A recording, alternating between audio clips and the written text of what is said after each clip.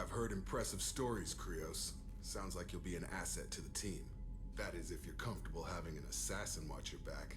I've accepted a contract. My arm is Shepard's. Uh-huh. Don't know about you, but I'm loyal to more than my next paycheck. Technically, he said he was going to work for free, Jacob, but, what's the problem here? It does seem like you got an issue here with Thane. Obviously, he is too. He's doing this mission gratis. What's your concern? I don't like mercenaries. An assassin is just a precise mercenary. An assassin is a weapon. A weapon doesn't choose to kill. The one who wields it does. Where shall I put my things? I'd prefer someplace dry if anything is available. The area near the life support plant on the crew deck tends to be slightly more arid than the rest of the ship. Ah, an AI. My thanks. He picked it up. I mean, most ships probably have a VI. Many ships have a VI, but he very Seems clearly... quite civil. Oh, and immediately picked up that ED is actually an AI. I mean, give him a chance, Jacob. We need all the help we can get. He's not what I expected in an assassin. He may surprise you. Yeah, and he may not. Alright, so we got some Paragon points. And that SMG damage upgrade, as we were saying, something that we will perhaps look to do right now. Let's take a peek. So it costs Iridium. We have plenty of that, so let's do it. Then I assume, yeah, that we don't have anything building off of that at the moment. So we also, at some point, would like to upgrade our ship heavy armor, but we did not pick up any palladium on that mission there. So we have now completed the recruitment for the assassin Thane. He's agreed to join the team. Of course, as I think I mentioned a while back, the original plan was to do that a while ago. Let's see if Kelly has any news to report. Nope. Before we talk to other people, let's talk to Joker. But the original plan was to do Miranda's loyalty mission, which was based on Ilium, and then follow that up with Thane's recruitment mission, because that's also based on Ilium, and that way we could have potentially snuck in an extra mission before the collector ship, and usually you'd be limited to just 5. That way we could have perhaps gotten all the way up to 6 before, giving ourselves a little more experience. Pain in the ass. Actually, I think Joker might have several lines if we just kind of chill in this area for an extended period of time, for what it's worth. But, so... Can I get a mirror up here, you know, so I could see when someone is standing behind me? But, so we would have liked to have gotten an extra mission in before the collector ship mission, so that way we could have gotten more experience, more levels, Hollow, it'll last longer. and an extra skill point to spare before that tough mission. But instead, we broke the game and only got 4, so it backfired on us. But now we have, of course, gotten Thane. Ah, the great, endless expanse of space. Creeps the hell out of me. Says the spaceship pilot. But I am curious how much longer Joker will go on for here. You got any more? Maybe? Possibly? Thought I heard rumor that, obviously we've heard several already, but I thought there was one thing in particular that he does only if you stay here for an extremely long time. So I'm not necessarily sure we'll do that right now, but if in case you're interested, you can hang out behind Joker and maybe, you know, you can find if there's anything else he has to say. Oh, another dangerous alien aboard, Commander. Thanks. Why can't you collect coins or commemorative plates or something? Is there a problem here, Joker? Is there a problem with our What do squad? you think about the people we're picking up? Well, about the ones you went out with last. It seems like Garrus has finally worked that stick out of his butt, but now he's trying to beat guys to death with it. I can't believe I like the old Garrus better. Well, I always liked Tally, so let's just move on. It's just my opinion, though. There's really no need to go spreading it around. It's actually a while, I think, since we last asked Joker about that stuff. I'm not sure if we've definitely heard that one about Garrus. We obviously have not taken Tally out very much at all, so I think that's the first time we've heard Joker's take on her. I imagine we probably haven't heard it for some of our newer squad mates that were just squad mates that we have not taken out very much in general. That's it for now. See you, Commander. Alright, so that's Joker's take on the matter. Let's, of course, perhaps check in with our other squad mates. And in fact, while we're here, why don't we take a look at our team status? Because, of course, we just picked up Thane. So, loyalty, normal, of course. We have not yet done his loyalty mission. We just recruited him. So he has Throw and Warp as his primary abilities, which is a really interesting combo. So, Biotics, and then Shredder Ammo, so another person that can use an ammo power. That is his loyalty power, I believe, so won't have access to that for a little while. Then he can use SMGs and Snipers. So, he joins, what? Garrus and Zaid as our sniper users. So, brings an interesting combination of the Biotics and the more advanced weapon-based abilities. Or weapon-based weapons that he can use. You know what I mean. He's not just on the default SMG heavy pistol that our non-combat people tend to use. So, we'll, of course, chat with him in just a minute here. But while we're up on this floor, suppose we'll check in again with Morden. Shepard, how can I help? Yeah, anything else you'd like to talk about? Have you got a minute to talk? Perhaps later. Trying to determine how Scale Itch got onto Normandy. Sexually transmitted disease only carried by Varen. Implications unpleasant. Anything else? Yeah. I'll let you work. We'll be here if you need me. I think we've heard that one from Morden before. But, you know, perhaps, something that we may not want to know any more about. No messages for you, Commander. Thank you, Kelly. Alright, so again, Jacob is just going to ask us about his loyalty mission, so we don't have anything we're expecting to hear from him. Let's head down here to the crew quarters, which is actually the floor in which we will have Thane.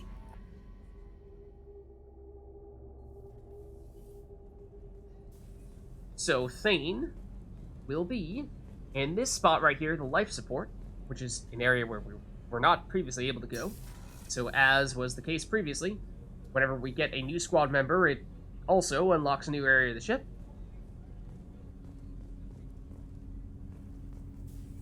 See if there's the little Edie part where we can have her talk to us about what this part of the ship does, but not sure if that exists in here, or at least at the moment I'm not seeing it.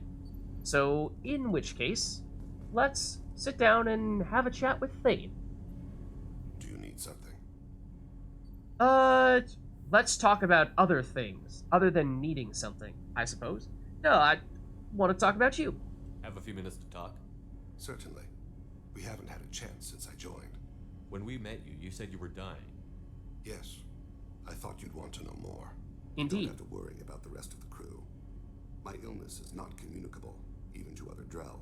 It's called Capril Syndrome. And yes, Thane is a Drell, which I believe we read, or technically knew about when we were recruiting him. But, he is usually the first Drell that you will ever encounter in the game. The one other, of course they didn't exist in Mass Effect 1, I don't think we ever see them as an enemy. So, usually, of course, we get access to recruiting Thane as soon as we finish Horizon. So, relatively soon in the game, especially if you speed through Horizon, you get access to his recruitment mission.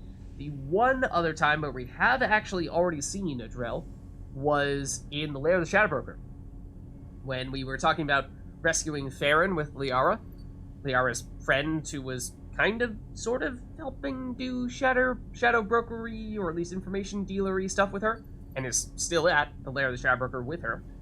He's also a Drell, and technically both those missions become available as soon as you finish Horizon. It's just that Lair of the Shadowbroker is usually something you do relatively late on. We did it early. So, usually this is your first time seeing or hearing from a Drell. So, let's see. What exactly is this disease you're talking about, Capril Syndrome? What exactly is the problem? My people are native to an arid world. Most of us now live on Kaje, the Hanar homeworld. It's very humid and rains every day. Our lungs can't deal with the moisture. Over time, the tissue loses its ability to absorb oxygen. It becomes harder to breathe. Eventually, we suffocate. Oh. That sounds terrifying. This shouldn't be a problem. I don't see why you suffocating would be a concern. No. That sounds extremely concerning. Is there a reason why it can't be cured? Can't they do something about that? The Handler have funded a genetic engineering program. They should be able to adapt us. The project has only been running for a few years. I don't believe my body will still draw breath by the time it bears fruit. Oh. That's a sobering fact. Well, what about your life expectancy then? It sounds like you are not thinking you are long for this world. Are you gonna be alright until the end of the mission? I should be fine for another 8 to 12 months. The more time I spend in human environments, the faster it progresses. I think it's safe to say that by the time my body is incapacitated, we'll be victorious. Or dead. Either way, I won't be a burden to you. Okay then. Looks like that's all we can ask you about there. Is there any way we can help? Is there anything we can do here? Normandy has a state-of-the-art medical bay. No, thank you. It's being attended to. If the finest medical minds in the Hanar illuminated primacy can't solve the problem, I doubt your ship's medic could. Thank you for your concern. Trust me, this won't affect my performance. Okay. So we get some Codex entries here on Drell biology and their homeworld. Actually, I know we haven't done much on the Codex at all, in Mass Effect 2 at least. We did it a lot in Mass Effect 1. But at least in this case, I think, especially because Drell are technically not brand new to us, again, because we saw Farron in Lair of the Shadowbroker, but as I was saying, in many cases, this would be the first time we would see Drell. So, are they technically a council race? Because I don't think so. We already know about all them. They had secondary? I guess they're probably a secondary? Let's see. Drell biology. Yes, so Drell are omnivorous reptile-like humanoids with an average lifespan of 85 galactic standard years, so somewhat similar to humans. Again, you know, in the future, do humans have a longer lifespan than they do in 2021? Possibly. They give live birth to their young, who are capable of eating solid food from the moment they are born. Drell appearance is very similar to Asari and humans, but their muscle tissue is slightly denser than that of humans, giving them a wiry strength. Many of their more reptilian features are concealed, like a 3-chambered heart, whoa, and a muscular ridge that is capable of shunting oxygenated or deoxygenated blood as needed. One unique characteristic, however, is the hyoid bone in their throats, which allows them to inflate their throats and produce vocal sounds outside of the human range. Would-be assassins have noted that these two features make Drell extremely hard to strangle or suffocate. Oh. Okay. Lovely. Glad that we're just freely passing around that information. Because the Drell ancestors emerged from arid, rocky deserts, the humid, ocean-covered Hanar homeworld of Kaje proved tolerable only when the Drell stayed inside a climate-controlled dome city.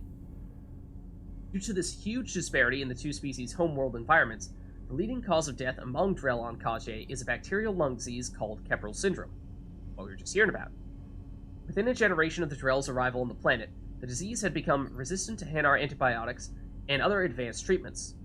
Once an infection settles in, death is slow but imminent. Transplants may buy some time, but as the infection spreads to other major organs, there comes a point of diminishing returns and eventual system failure. Yikes. So yes, that is at least what we know about the Drell at the moment. In terms of their homeworld, thought we got an update there somewhere. I would have thought it would be there. I mean, there's chances on primary, I suppose. Kind of weird if Drell, or at least, I guess it's not Drell as a whole, it's Drell biology specifically. I was just gonna say it'd be weird if Drell as a whole was a secondary and then the Drell homeworld was a primary. But let's see. It is this. The Drell homeworld of Rakana once teemed with life. Its arid plains home to spectacular insect and reptile analogs. But the Drell took to industrialization early and did not realize the extent of the environmental damage they caused until it was too late. With their topsoil depleted and oceans too acidic to sustain life, the Drell were situated for a massive population crash by 2025 CE. It was then the Hanar stepped in, mounting a large-scale rescue operation to bring Drell to the Hanar homeworld, Kajay. As wars erupted over what resources remained on Rakana and billions began to die, approximately 375,000 Drell escaped in the Exodus. To repay their debt, the Drell entered into an agreement with the Hanar. Called the Compact, it states that the Drell would assist the Hanar with tasks the Hanar cannot physically perform. Today, high-ranking Hanar are frequently inseparable from their Drell attendants. I mean, so that's very interesting, the way in which the Drell and the Hanar, which are of course the fish-like, or not, jellyfish-like aliens that we have seen dating back to Mass Effect 1, how they've sort of formed this partnership, this compact, in which the Hanar basically said, hey, we're going to rescue you guys. You're on a planet that is no longer suitable to sustain life, or will soon no longer be sustainable for maintaining life. And so we'll bring you over to our place, but hey, we're going to do that. And the Drell said, all right, fair. Thank you very much for helping us. But, you know, we probably owe you something in return. And so the Drell, well, performing the tasks that Hanar cannot physically perform, so whatever that might be for the jellyfish Hanar. Okay, is there anything else we can talk to Thane about here? Do you need something? I mean, we talked about him. Is there anything else we can talk about? You mind if I ask you a few questions? Not at all. Let's see. So, for example, can we talk more about Drell and the Hanar? The Drell live on the Hanar homeworld, don't they? Yes. I know many think the Hanar are difficult to understand. It's just that they're very formal with those they don't know. We know them quite well. If you ever get close enough to a Hanar that they tell you their soul name, you would find them warm. Ooh. So, yes, Hanar, again, the jellyfish aliens that we've encountered on a few prior occasions. They are very formal in the way that they speak to other people, but they supposedly... They always refer to themselves as this one, never give themselves an actual name, and, you know, it's like, what do they, I guess if you're asking, what is your name, they say, this one goes by the name of Delin. It's the name of the first Hanar we probably met in Mass Effect 1, was the shopkeeper in the Citadel. But, then they also have a secret soul name, which is a name that they only use with people that they are very close with. And so, it is private, and only a select few people know what that name is. So it sounds like perhaps Thane may know a Hanar or two well enough to know a soul name or two. I thought that Hanar only let very close friends know their soul name. Most of my commissions were for Hanar. I grew close to my regular contacts. Soul names tend to be poetic. A Hanar known for its cynicism might take a name that means illuminates the folly of the dancers. Huh. Interesting. Alright, this just seems like that's kind of a passive-aggressive, taking a knock at the Hanar, which is not really what we're looking to do here. We did see that immediately after killing everyone in that room, Thane started to pray and did not want to speak to us until he had finished his prayer. So it does seem as though perhaps religion is an important part of what he does. When you pray for the wicked, who exactly are you praying to? That depends on the circumstance. To find my target, I speak with Kira, Lord of Hunters. When I act to defend another, Arashu, Goddess of Motherhood and Protection. And when I have taken my target, I speak with Kalahira, Goddess of Oceans and the Afterlife. So, it does... Oceans and Afterlife. It's a little bit of a strange combo, but it does sound like, yes, polytheistic. I didn't know that Drell had many gods. It's one of our older beliefs. Many embrace the Hanar and Kindlers now, or the Asari philosophies. The old ways are dying. There are so many ways to interpret one's place in the universe. Who needs the wisdom of our ancestors? The younger generations don't believe they can help us fathom genetic engineering, orbital strikes, or alien races. I mean, that may be the case, but there's certainly still something to be said for understanding the origins of your culture. But, I mean, alright, sure. It is a bit of a strange combo. Oceans and afterlife. Oceans and afterlife don't seem to have much in common. Consider, the ocean is full of life, yet it is not life as you and I know it. To survive there, we must release our hold on land, accept a new way to live. So it is with the death. The soul must accept its departure from the body. If it can't, it will be lost. I suppose, in that very poetic way, yes, there are some similarities. As for Normandy upgrades, is there anything that you could perhaps propose that we might do to improve the ship? We need to have the best equipment possible to take on the collectors. Do you have any leads I could chase down? My old contact network often located rare equipment for me. Would you like me to get in touch with them? Nah, no thanks. I mean, I asked, but I didn't really mean it. Let's see what they've got. Nah, let's see what they've got. Okay, so for ship enhancements, I believe it is this modular probe bay. So it means that the Normandy gains plus 100% probe capacity and additional probes. So it increases your maximum number of probes you can launch when you're doing planet scanning, and it also just gives you a bunch of probes as well. So this is very similar to the advanced mineral scanning in that it is basically a quality of life thing for the purpose of doing planet scanning. It's not strictly necessary, it is purely optional, purely for convenience, so, you know, if we happen to have extra iridium, I mean, we could, but it's not like we really need to do this after we've done pretty much all the planet scanning that we plan to do. So, at this point, it's pretty much meaningless. That's sort of the case with most of these upgrades here. Let me know if you want to pursue that. Okay. Let's see. I think we have now spoken to Thane about everything we can currently speak to him about. I should go. I shall return to my meditations. And I'm sure we'll talk more with Thane later on.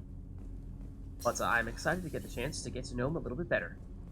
Alright, let's see. Other than that, is there anyone else we might speak to? I think Samara is not going to have anything else for us to chat with her about. Perhaps for, well, the rest of the game. Shepard, How are you? perhaps we could speak later. I wish to meditate.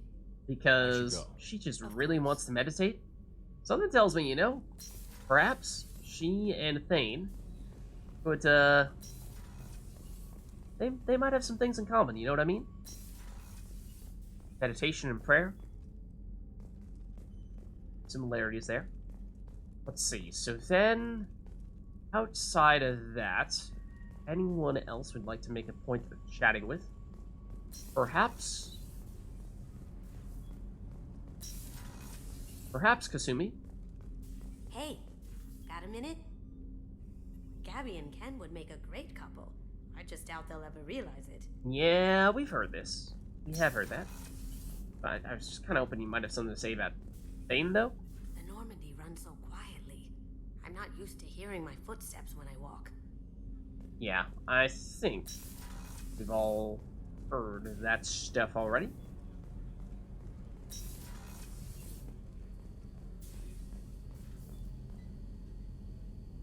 Thank you for this thrilling conversation. Okay. So yeah, I think everyone else here, it's just people that we've already either already spoken to or they still have their loyalty mission, so that's all they want to talk about. And if we go down to engineering, we did finish Jack's loyalty mission recently. He may have some new things to say to us. Potentially same with Grunt. So it might be worth a quick check to see what, if anything, they have to say.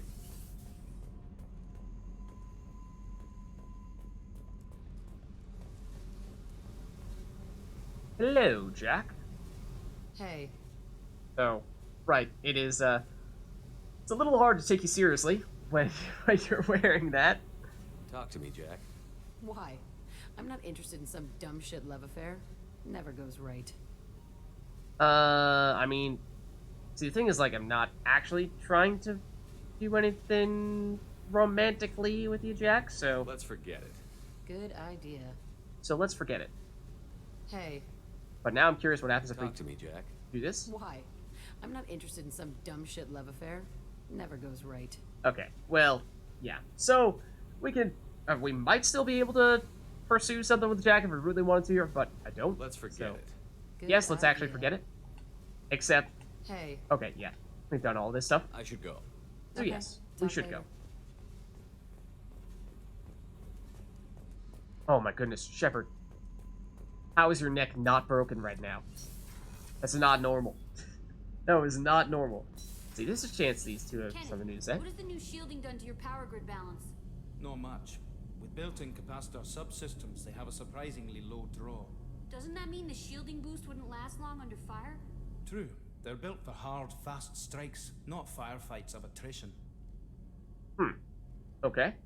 So those are the new shields that we put on a little while back. Then, oh, hold on. Hold on. Let's talk. See if Grunt has anything new to say. And we can see his new outfit. We gave him a little while back, but we've not really seen it in person. Very different color scheme. Used to be sort of this light gray and a little bit of blue to complement it. Now it is almost the exact opposite. Shepard. Can we chat? Just checking in. How you doing? I was just sitting here thinking. The picture, I'm finally starting to get it. Oh? There's a tank imprint, the battle at Canrum. A dead Turian, stripped. You don't see them out of their armor much. A Krogan boot on his head, and a claw hammer. It's under the brow plate, pulling it back, right? Eyes have gone black, and you see tension in the muscle. You can feel it ready to snap. I get it. Great that you get it, but we don't. Canrum isn't ringing a bell. Death of Shiagar, female warlord. Turians killed her, so they were hunted down and made examples. Even if they won the war, it was the last push before the rebellions ended. Okay, so, in that case, why is that funny?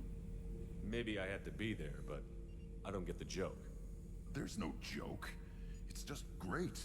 It's a Turian, and he's being torn apart for what they did. I felt nothing before, but now I get it. It was a good fight. The enemy was destroyed to punish them all and send a message. I get it. I hate Turians. I thought you'd be glad. See, I don't like hearing this. That is a kind of, not even kind of, that is outright just, you know, racist comment. And, we have Turians on our team, namely Garrus, and he is awesome. So, I hope you don't hate Garrus, because, you kind of gotta work with your team, and, he is certainly good at what he does. I don't know if I'll be coming down here for these talks anymore. Whatever. Don't have to be friends to fight good enemies. Just thought you'd like to know I'm finding reasons for my own battles. Yeah, just as long as those battles are not against our Turian teammates, you know? Because if so, then we do have a problem. Then we do have a problem. We do not want to see Runt and Garrus getting into a fight, distracting us from our main mission. Back for more? That depends. You got anything new to say? You smoke, Shepard? Don't. That stuff will kill you. Hey. You're a kid once. Weapons dealer. Probably half your age. Bastard smoked too close to a cache of explosives. Tossed a butt, blew himself sky high. And that, kids, is why you don't smoke. I used to do a little scorched earth work here and there. Then the Batarians started muscling in. No one's as good with terror tactics as they are. I mean, the Krogans will come at you, break your face, kill your family. But the Batarians, they'll turn your planet into a glass parking lot without a second thought. What do you mean, glass part? Like, prison? Like, they'll imprison everyone on your planet? I should let you go. Talk more later, Shepard. That's maybe what you mean? But anyways, alright. Let's carry on in that case.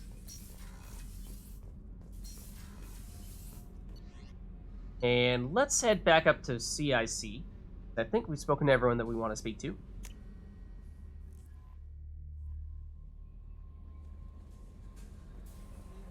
Anything, Kelly?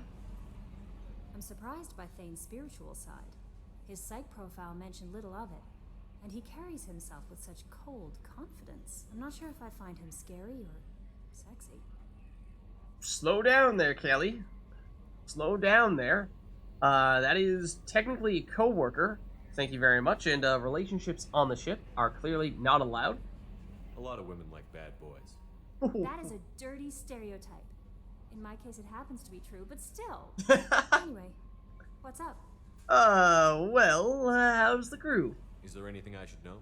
Nothing right now. Anything else, Commander?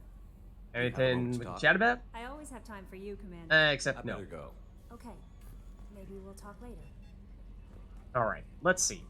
So, at this point, we have now finished the recruitment mission, of course, for Thane, which means we are looking at all loyalty missions, and then the main mission besides that, the IFF. So, we'll definitely be eyeing these soon. In terms of side quests, we do still want to, chat a bit with this Solarian on Ilium that is looking for the corrosive family data and deliver that to him because we have that data. So for that reason, let's make a point of stopping back off at Ilium here. We should be right there.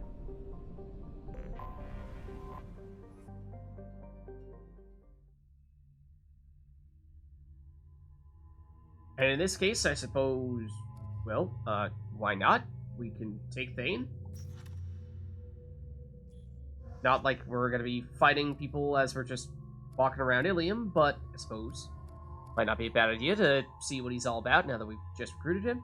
And again, as for people that we just don't see a lot, do we have anyone with an alternate outfit we want to check out? I mean, maybe Grunt. We did just hang out with him a little bit there. But we haven't used him too much. We just had his recruitment mission and loyalty mission soon thereafter. But not much besides that. Let's see, we did level up. And we now have enough points that we could go all the way in to Reeve 4. And that means we can go either Heavy Reeve for the extra damage versus Area Reeve for, well, AoE. So I think we take that. And with this, we can then, I think we go Area Reeve. It is what we have on Samara, but I think generally speaking, we prefer to hit numerous enemies simultaneously. I believe the amount of damage that we are dealing with Reeve affects how much health regeneration, possibly even how much maximum health we increase. And I think it does stack if you hit multiple enemies, for what it's worth. But, yeah, let's go Area Reeve. And I think next priority will be, we will go after the next level of pull. Don't think we're going to have enough points to go all the way up to pull 4, unfortunately. So it would be great if we could do full field to affect all targets, or basically turn full into an AoE. But I guess it's really a question of, do we prioritize the Reeve AoE versus the pull AoE? And I think I do probably prefer the Reeve AoE because direct damage is nice, whereas pull, especially on the higher difficulties when it only works when we've already gotten rid of the defenses, means that it's only going to be effective when we've already done much of the hard work, and Reeve can do that hard work. Hence why I think we prioritize that.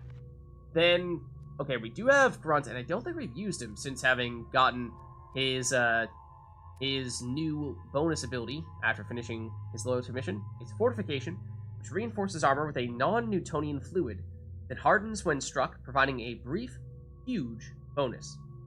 So it means armor bonus goes up, and remember, rather than having shields or barriers, he has armor instead. So it is functionally just increasing his effective HP.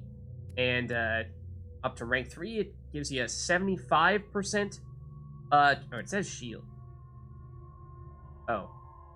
But I'm pretty sure just the percentage of maximum shield sounds misleading, but I'm pretty sure it just increases armor by that percentage. So 75, and then, get it all the way up. You can either increase the duration, or you can make it so that it absorbs even more damage. And so Grunt is already the tankiest squad member that we have, and this, of course, just further increases that. The question with Grunt, though, is largely the question that we were asking ourselves when we took squad incendiary ammo on Shepard. Do we want to go with squad incendiary ammo so that Grunt can do that, and we can maybe even spec out of it with Shepard?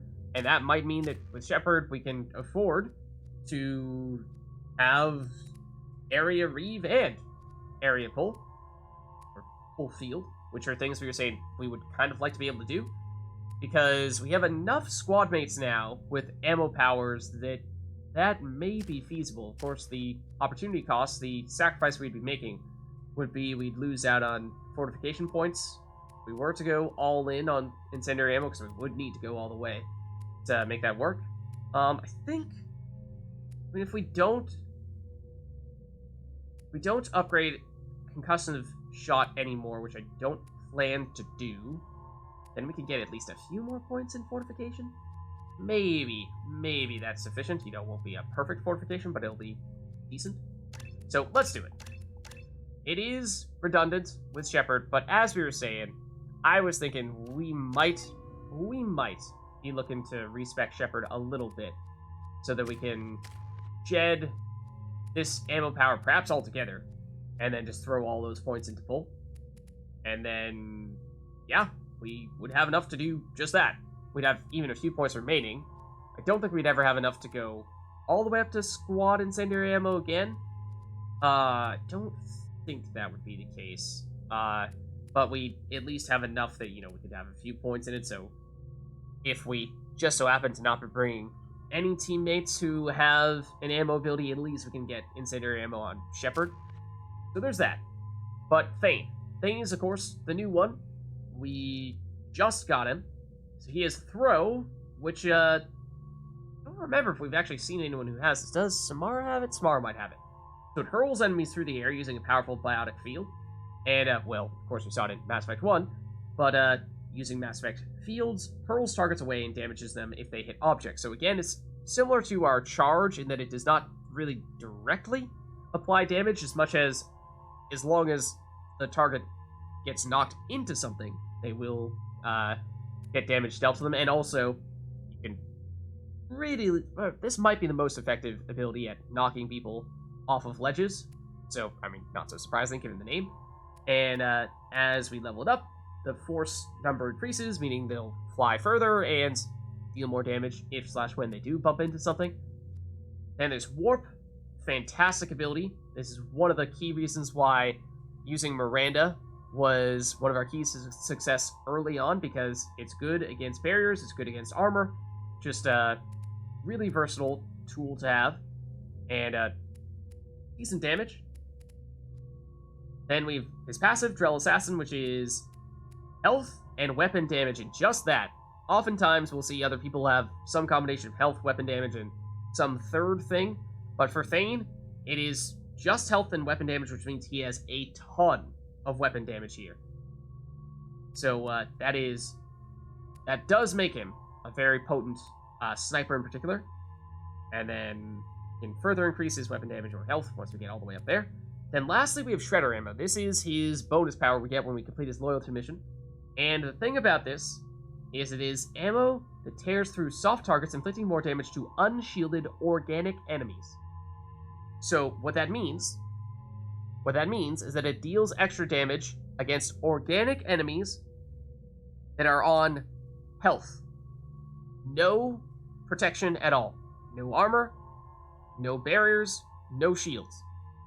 So, it is technically, at least when you are shooting against those types of enemies, the highest pure damage ammo effect. 60% here, and if we got it all the way up to rank 4 and chose to go heavy shredder, then it would be even more damage, at least for Thane specifically, or we could get that 60% for everyone if we went with squad shredder ammo. However, big asterisk on this. Because, at least in higher difficulties, where every enemy has at least some form of defensive layer, that means you have to get rid of that defensive layer before this ammo effect does anything. And usually, once our enemies are down to just health, that's the easy part. Because then we can use almost any abilities. We can use our biotics, we can pull them, and then they're disabled, we can shoot them while they're up in the air, we can use other abilities while they're up in the air. They're not really a problem at that point.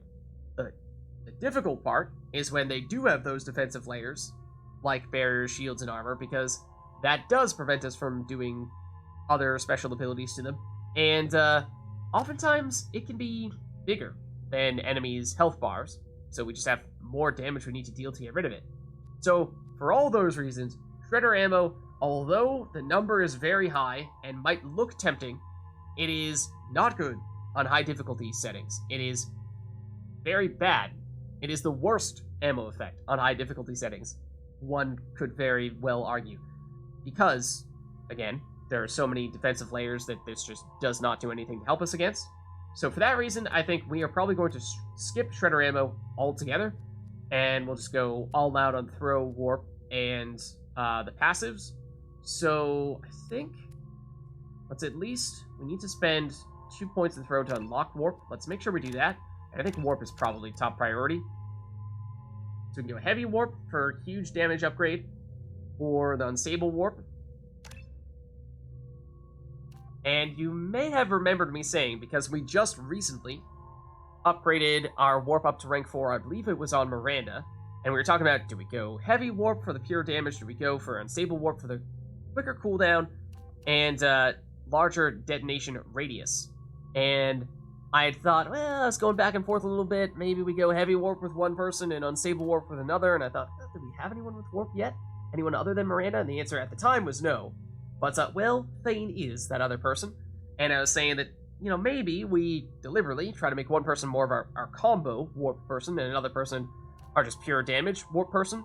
And warp on Thane, I think, makes more sense to be combo-oriented, because warp, remember, can detonate and do that extra explosion-y damage and radius if someone is already floating from a biotic ability, and throw, I mean, he definitely wouldn't be able to set up his own warp with his throw, because the cooldown will very much still be going. But suppose we can do the pull, because we do have access to that, of course, and then he can use warp. Or, yeah, I mean, that's probably going to be the way it goes, although then again, this could be another thing where you can make the case higher difficulties, where everyone has at least one layer of defense. It's going to take a while before you can actually get rid of those layers of defense so that you can actually lift someone in the air with pull or other biotic abilities. And once you can do that, you don't really care as much about the damage, because the enemy is already almost dead, and if they are floating in the air, then they're not going to be hurting you. However, you could then make the case that at least with the radius, you can destroy neighboring enemies. You get the AoE, so even if you're just targeting one of them, you still can take out numerous if they're a bunch that are bunched together. So let's do it. We'll go unstable warp. We'll be a little bit experimental in that case, but we'll give it a shot. Then we can go Drell Assassin, should have enough to take this all the way up to 4, and throw, I think we can take up to 3 as well. Let's go, I think we'll go full Drell Assassin here. So we get to choose between the health or the weapon damage. So it is 5% extra health in this case.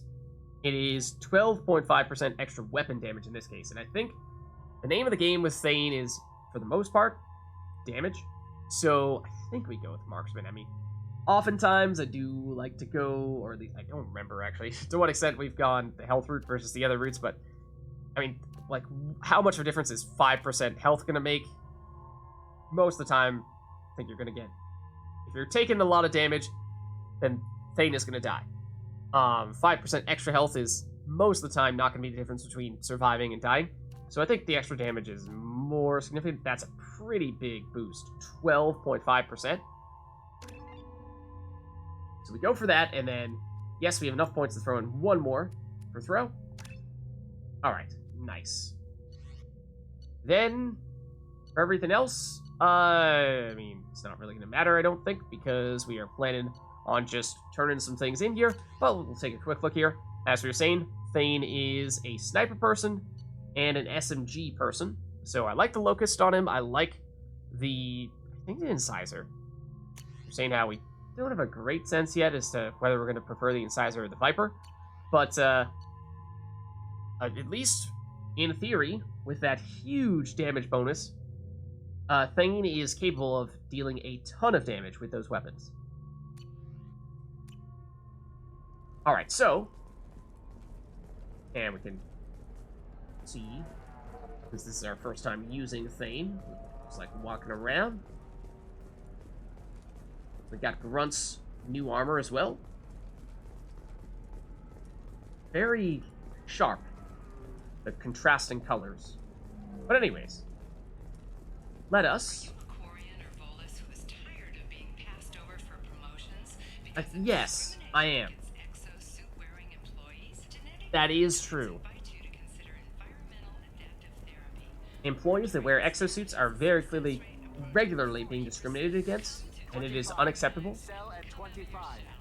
Oh, who's this? Who comments on the Vista here? Hold on. It's Thane. I spent the last 2 years here. I had a purpose, a goal.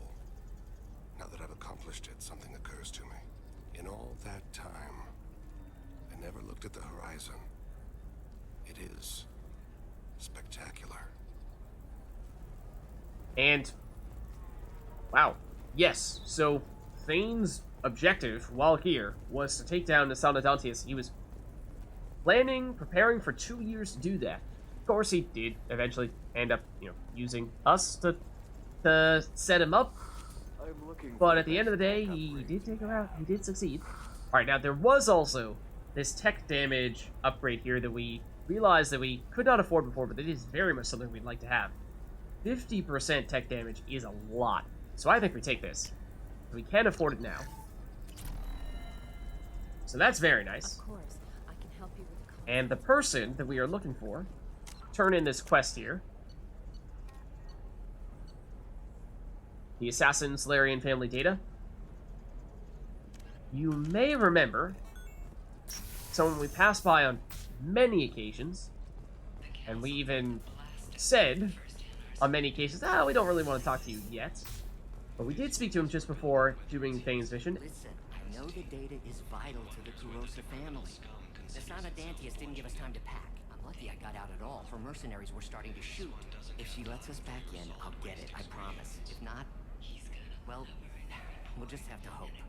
So yeah, it sounds like perhaps this Salarian was another worker at the tower, and, well, we know what happened to many of those workers, and fortunately, maybe you will have a little bit of luck here, because we have just what you're looking for, I think. What is it? I'm in the middle of an important call. See, we found your data. I overheard you talking. Is this the data you're looking for? The Kurosa Generational Archive. You found it. Thank you. My whole family has been worried. That data is irreplaceable. I didn't think I'd get it back from Nasana's corporate building. Why is it so important? Why is this data so important anyway? It's a genetic history for the entire Kurosa family. It's used for high-level reproductive negotiations. It would be like a human pedigree, I suppose. Without it, you're bargaining from a greatly weakened position. Losing this would have hurt my family for generations, maybe even destroyed it. And, for context, so Salarians are, I forget what the percentage is, but they are predominantly male. It is not a 50-50, or roughly 50-50, situation, unlike with humans.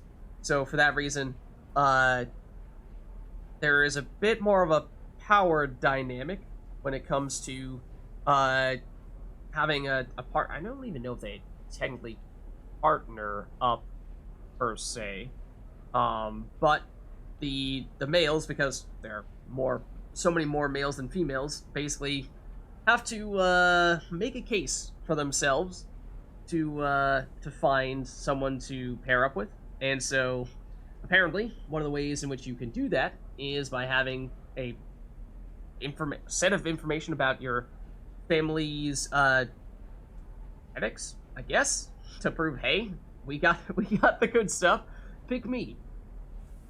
Let's see. So I mean, like, it's a little aggressive to be like, hey, you know, if it was so important, then why didn't you have backups? But I mean, we're glad we can help.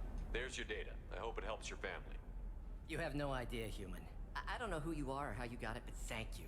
Here, for your trouble. Blessings be upon you. You've certainly blessed us.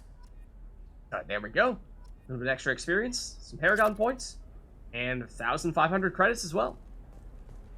Okay, so that was the person we wanted to make sure we spoke to.